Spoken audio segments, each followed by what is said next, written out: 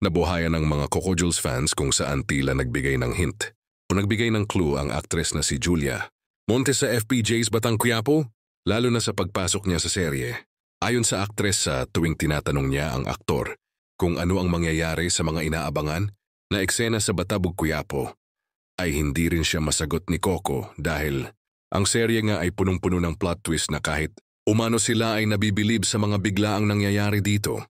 Nagkalat sa TikTok at Facebook ang speculation na siya ay papasok o rin magkakaroon ng parte sa Batang Quiapo, na tila kinumpirma ito ni Julia nang sabihin na, "Abangan nyo na lang po. Alam nyo naman ang mga pasabog ngayon sa serye ni Coco, minsan magugulat ka na lang."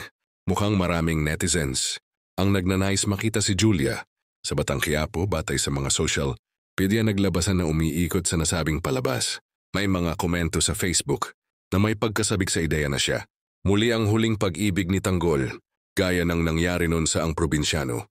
Sa ngayon ay wala pang update na bagong proyekto ni Julia, kaya hoping ang mga fans na makita ang aktres sa Batang Quiapo bago pa maging busy ng tuluyan sa mga upcoming project nito.